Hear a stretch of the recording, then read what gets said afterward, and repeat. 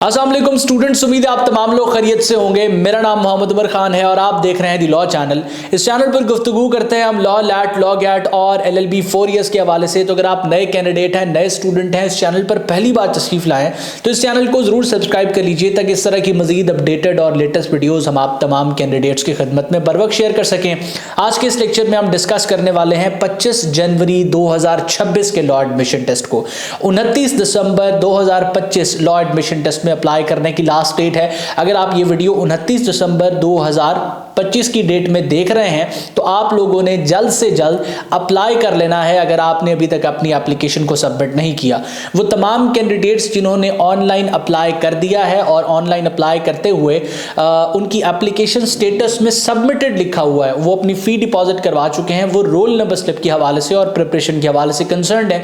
तो इन दो चीज़ों को आज के इस वीडियो में एड्रेस करने वाले हैं। सबसे पहले अप्लाई से रिलेटेड कुछ चीज़ें मैं आपको बता दूं कि अगर आपकी एप्लीकेशन सबमिटेड है तो ही आपको रोल नंबर स्लिप आएगी। अगर आपने एप्लीकेशन इनिशिएट की है और फी डिपॉजिट नहीं करवाई तो आपको आपकी रोल नंबर स्लिप रिसीव नहीं होगी। अगर आपके फी स्टेटस में पेंडिंग पेमेंट लिखा आ रहा है तो भी आपको रोल नंबर स्लिप रिसीव नहीं होगी, क्योंकि आपकी सबमिटेड फीस अभी तक वेरीफाई नहीं हुई।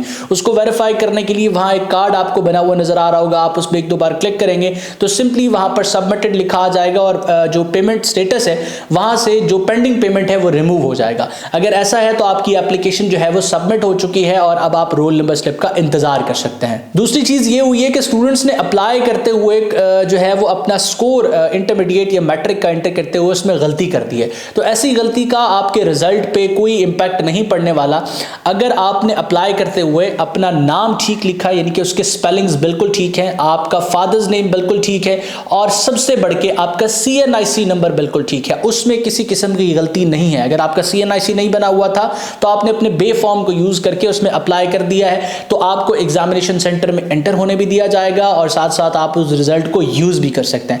लेकिन अगर आपके अप्लाई करते हुए आपके नाम में कोई मिस्टेक है तो आपको सेंटर में एंट्री के वक्त इश्यूज होंगे और इसके अलावा जब आप उस रिजल्ट को यूज करेंगे यूनिवर्सिटी एडमिशंस में उस वक्त आपको मसला होगा। इसके अलावा अगर आपने अपने भाई के, वालिद के, वालदा के CNIC पे अप्लाई कर दिया है तब भी आपको इश्यूज होंगे, या आपके CNIC नंबर में कोई गलती है तब भी आपको इश्यूज होने वाले हैं। ऑनलाइन अप्लाई के हवाले से डिस्कस करने के बाद बात करते हैं रोल नंबर स्लिप के हवाले से। अब रोल नंबर स्लिप आपके एग्जाम से एक हफ्ता पहले आपको ईमेल के थ्रू या आपके इस पोर्टल में जहां से आपने अपनी एप्लीकेशन ऑनलाइन सबमिट की है यहां से आप उसको डाउनलोड कर सकेंगे।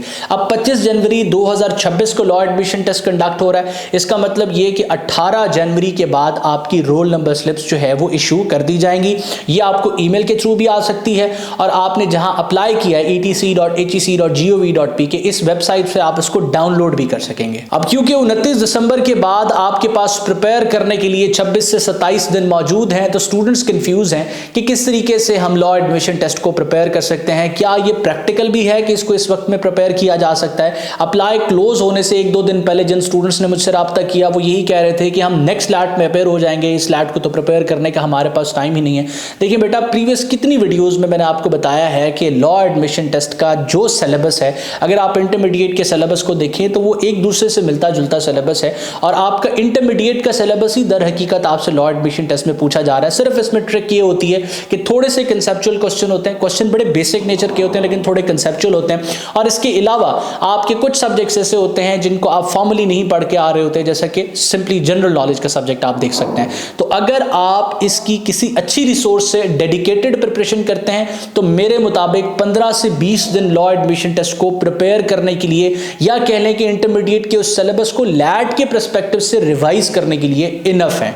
अब प्रिपेयर करने के लिए आप दी लॉ चैनल की प्लेलिस्ट में चले जाएं, वहां पर MCQs रिलेटेड जितनी वीडियोस हैं आपको असिस्ट करेंगी। रिटन पोर्शन से रिलेटेड हमने उसको लिखने का तरीकाकार, उसमें की जाने वाली गलतियों से बचने का तरीकाकार और स्टूडेंट्स के लिखे हुए सैंपल्स तक आपको दिखाए हैं ताकि आप वहां से मुस्तफीद हो सकें। इसके अलावा आप अगर किसी कंप्लीट रिसोर्स पर रिलाई करना चाहें तो आप एलिमेंट्स ऑफ लैट के लेटेस्ट 11th एडिशन को मार्केट से परचेज भी कर सकते हैं, ये रिसोर्स भी आपको फैसिलिटेट कर सकती है। मजीद बरा अगर आप लॉ एडमिशन टेस्ट को प्रिपेयर कर रहे हैं तो आपने हमारी स्टूडेंट कम्युनिटी को लाजमी ज्वाइन करना है, जो कि एक व्हाट्सएप कम्युनिटी की सूरत में है, जिसको ज्वाइन करना बिल्कुल फ्री ऑफ कॉस्ट है। उसका लिंक आपको डिस्क्रिप्शन में मिल जाएगा। वहां पर हम स्टूडेंट से क्विज वगैरह और मॉक्स वगैरह जो है वो उनसे कंडक्ट कर रहे होते हैं, तो वो आपको फैसिलिटेट करेगी। वहां पे हम गाइडेंस दे रहे होते हैं। तो जितना आप अपने लिए एक प्रिपरेशन एनवायरनमेंट क्रिएट करके रखेंगे, 10 से 15 दिन में बासानी आप लॉ एडमिशन टेस्ट को प्रिपेयर कर सकते हैं। लेकिन बगैर प्रिपेयर किए, अनप्रिपेयर्ड जब आप एग्जामिनेशन में हॉल में जाएंगे तो आप अपना पोटेंशियल नहीं दे पाएंगे। आपकी एबिलिटीज अगर 80 स्कोर करने की हैं तो आप 55 स्कोर करके आ रहे होंगे,